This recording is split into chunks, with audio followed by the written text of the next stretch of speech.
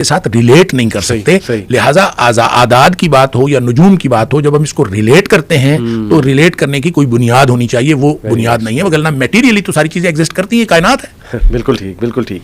اچھا دیکھیں شیخ, کچھ چیزیں پریڈکشن سچ بھی ہو جاتی ہیں, تو کیا اس کو ہم اس حدیث سے ریلیٹ کر سکتے ہیں کہ جو کاہن ہیں وہ شیاطین کے ساتھ رابطہ ہوتا ہے, جو کہ پہلے آسمان پہ جا کے کان دھر کے کچھ سن آتے ہیں, آ کر بتاتے ہیں ایک بات سچ ہوتی ہے 99 جھوٹ ہوتے ہیں, تو یہ والی چیز میں بھی تو انوالومنٹ ہو سکتی ہے. جیسے حدیث بھی ہے کہ astrology is a branch of science, magic sorry astrology is a branch of magic.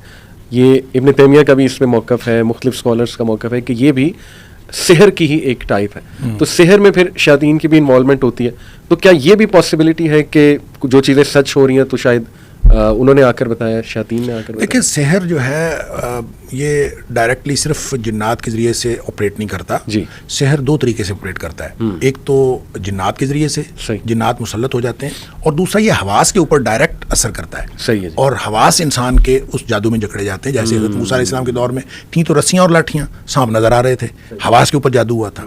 بعض اوقات یہ جنات کے ذریعے آپریٹ کرتا ہے, یہ ہو سکتا ہے. لیکن اصل مسئلہ یہ ہے کہ نجوم کو ہم جب سحر کی قسم قرار دیں گے تو اس کے پیچھے کوئی نہ کوئی عامل کا عمل ہوگا. اچھا ٹھیک ہے, کوئی عامل ستاروں کے ساتھ کوئی ایسا عمل کرتا ہوگا جو ستاروں کے مختلف جو ان کی چال ہے یا اس کی جو موومنٹ ہے اس کو سامنے رکھ کے اپنے اس کے ساتھ وہ جادو کے کلمات دہراتا ہوگا, پڑھتا ہوگا, ریاضت کرتا ہوگا, مجاہدہ کرتا ہوگا.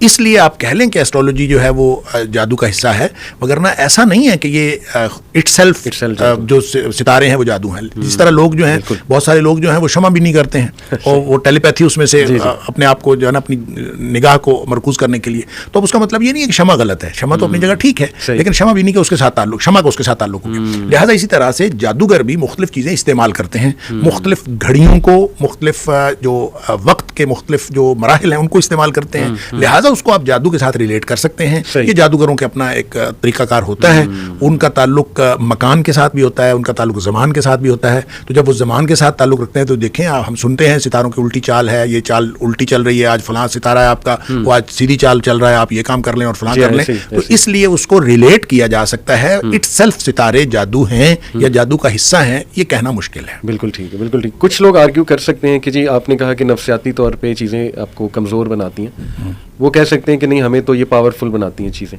کیونکہ ہمیں پہلے ہی پتہ لگ جاتا ہے ہمارے لیے اچھا کیا ہے برا کیا ہے. جیسے ہم نے شادی کہاں کرنی ہے اس کا پتہ لگایا جا سکتا ہے, ڈیٹ کون سی رکھنی ہے, ہمارے لیے کیریئر کون سا بہتر ہے یہ پتہ لگایا جا سکتا ہے. تو کیا یہ پتہ لگانا, مطلب فیوچر کو جاننا, علم غیب حاصل کرنا, پہلی تو بات کیا یہ کیا بھی جا سکتا ہے کہ نہیں, اور دوسری بات کہ یہ کیوں ناجائز ہے اسلام میں؟ دیکھیے بات یہ ہے کہ نامعلوم کو معلوم کرنا یہ انسان کی نفسیات کا حصہ ہے. جی ہاں, یہ ہر شخص چاہتا ہے کہ جو نامعلوم ہے اس کو معلوم ہو جائے. صحیح ہے. لہٰذا وہ معلوم کرنے کی کوشش بھی کرتا ہے. معلوم کرنے کے ذرائع کون سے ہیں, ذرائع علم کون سے ہیں؟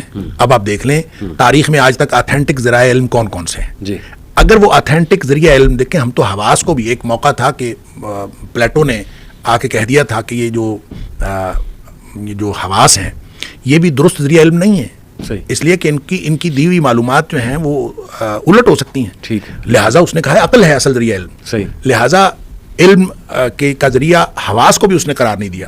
اب کوئی چیز حواس سے بھی معلوم نہیں ہو رہی, عقل سے بھی معلوم نہیں ہو رہی, صحیح, اور مشاہدے سے بھی معلوم نہیں ہو رہی, صحیح, تو پھر بھی معلوم ہو رہی ہے, تو وہ کیا چیز ہے؟ صحیح, ٹھیک ہے. اب دیکھیں جس کو ایک چیز ہے وجدان, جی, انٹیوشن, تو اس کو انٹیوشن کو جب آپ ڈیفائن کرتے ہیں تو وہ کیا ہے کہ جب کسی بھی معلوم ذریعہ علم سے علم حاصل نہ ہو رہا ہو تو وہ وجدان ہے. علم پھر بھی حاصل ہو رہا ہے. صحیح. اب دیکھیں ایک آپ کا وجدان ہے, ایک میرا وجدان ہے. صحیح. میں اس کو میرے لیے ہو سکتا ہے کوئی مجھے ایسی جس کو چھٹی حص کہہ لیں یا کوئی چیز مجھے ایک انڈیفائنڈ سورس سے مجھے کوئی چیز اللہ کی طرف سے مل جائے اور مجھے لگے کہ ایسا ہے, تو وہ اگر مجھے کوئی وجدان ہوا ہے تو وہ میرے لیے درست ہو سکتا ہے, لیکن وہ دوسرے کے لیے دلیل نہیں ہے. صحیح. اگر وہ صحیح بھی ہو, پہلی تو بات ہے اس کے صحیح ہونے کے 50% سے زیادہ چانسز نہیں ہے, اور اگر وہ صحیح بھی ہو تو وہ دوسرے کے لیے نہیں ہے. ہر ایک کا اپنا وجدان ہے, ہر ایک کو اپنے اس طرح کی اللہ تعالیٰ نے ایک ہر شخص کی ایک حص جو ہے وہ بنائی ہے اور وہ اس کو جانتا ہے. تو کسی کی حس جس کو ہم چھٹی حس کہہ دیتے ہیں وہ تیز ہے, کسی کی نہیں تیز. تو کہنے کی بات یہ ہے کہ اگر علم حاصل ہو جائے اور نامعلوم کا یہ علم حاصل ہوتا ہے نا, تو اس کو ہم 50% سے زیادہ ویٹیج نہیں دے سکتے کہ یہ اس کے اندر امکان ہے, پروبیبلٹی اس سے زیادہ نہیں. اور اگر اتنا ہے تو پھر بھی وہ دوسرے کے لیے تو بالکل بھی نہیں ہے, تو اس کو علم کیسے قرار دے دیں گے؟ مطلب آپ کو یعنی ایک خواب کی ایک قسم ہے جس کو حدیث نفس کہتے ہیں, کہ جس طرح کے انسان کے معمولات ہوتے ہیں اور جس طرح کے انسان کی فکر مندیاں اور پریشانیاں ہوتی ہیں اسی طرح کے خواب آتے ہیں, سب کانشیس کے ڈریمز. ہاں جی, اس کو کہتے ہیں حدیث نفس, کہ آپ کی جس طرح کی کیفیات ہوتی ہیں اس طرح کا آپ کو خواب آ جاتا ہے. تو وجدان بھی اسی طرح کا ہے, جس طرح کا آپ کو چاہیے ہوتی ہے کوئی چیز تو اس طرح کا آپ کو وجدان ہونا شروع ہو جاتے ہیں. آپ بیٹھے بیٹھے آپ اس طرح کی چیزیں جو ہیں وہ سوچتے ہیں اور پھر اس کا امکان تو ہوتا ہے. وہ ہماری بہن ایک تھیں, بلکہ ہیں اب بھی, تو چھوٹے ہوتے جب اکٹھے رہتے تھے تو کوئی واقعہ ہو جانا تو اس نے کہنا مجھے پہلے ہی پتا تھا ایسے ہونا. ہاں جی, ایسے کافی لوگ کہتے ہیں. اچھا, لوگ کہتے ہیں, کیوں کہتے ہیں اس کو کبھی آپ اینالائز کریں کہ کیوں کہتے ہیں. ہوتا یہ ہے کہ جب آپ کوئی بھی واقعہ ہو رہا ہوتا ہے نا تو اس کے دونوں امکانات بلکہ کئی امکانات آپ کے ذہن میں چل رہے ہوتے ہیں. بالکل ایسے آپ نے بچے کو بھیجا کہ آپ جاؤ بھی, وہ سفر پہ جا رہا ہے, صحیح, آپ کے ذہن میں یہ بھی ہے کہ اللہ نہ خواستہ اس کا کوئی نقصان نہ ہو جائے, راستے میں اس کو کوئی لوٹ نہ لے, راستے میں ایکسیڈنٹ نہ ہو جائے.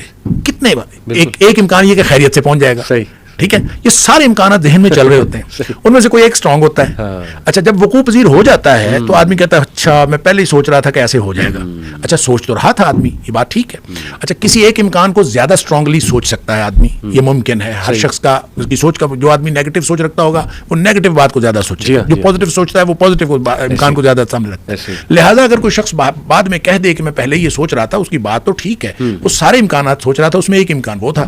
لیکن اگر اس کو ہم دیکھیں, ہم مذاق سے اس کو کہا کرتے تھے کہ تم پہلے بتا دیا کرو نا کہ کیا ہونے والا ہے. اچھا, پہلے نہیں آدمی بتا سکتا, اس کی وجہ یہ ہوتی ہے کہ اس کی کوئی مضبوط بنیاد نہیں ہوتی, وہ صرف خیالات ہوتے ہیں. لہٰذا یہ نامعلوم کو معلوم کرنا یہ تو انسان کی نفسیات ہے. اور انسان کو اگر معلوم ذرائع سے علم حاصل نہ ہو رہا ہو نامعلوم کا, تو اگر کسی جگہ سے بھی کوئی کلیم کرے کہ میں آپ کو ایک ایسا علم دیتا ہوں جو آپ کو معلوم نہیں ہے, تو انسان کا اس طرف لپکنا اور اس کو قبول کرنا یہ انسان کی نفسیات کا حصہ ہے. اللہ یہ کہ اس کا بیلیف اتنا اسٹرانگ ہو, اتنا عقیدہ اس کا اسٹرانگ ہو کہ وہ یہ سمجھے کہ یہ غلط چیزوں کے اوپر عقیدہ نہیں رکھتے, ان کے اوپر یقین نہیں رکھتے. اگر یہ نہ ہو تو پھر تو ہر شخص کا لپکنا یہ بالکل فطری بات ہے. بالکل, ابھی تک ہم نے اسٹیبلش کیا ہے کہ یا تو قرآن و حدیث سے ثابت ہو, وحی سے ثابت ہو, جو بھی علم آپ کہہ رہے ہیں جس کو, یا یہ کہ وہ سائنٹیفک میتھڈ کے مطابق ہو, تو چلو اس کا کوئی کنیکشن ہو, کنیکشن ہو. بالکل.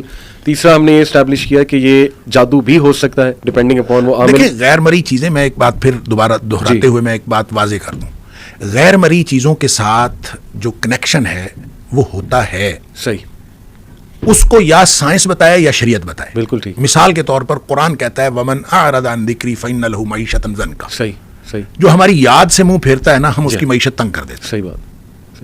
اب یاد سے منہ پھیرنے کا معیشت کے تنگ ہونے کے ساتھ کوئی کنیکشن, یہ دنیا کا کوئی علم اس کو ثابت نہیں کر سکتا کہ یاد کو آپ کسی یاد سے منہ پھیرتے ہیں, اللہ کی یاد سے منہ پھیرتے ہیں تو معیشت کیسے تنگ ہو جاتی ہے. صحیح, اس کا کوئی کنیکشن نہیں ہے. یہ غیر مرئی نتیجہ ہے.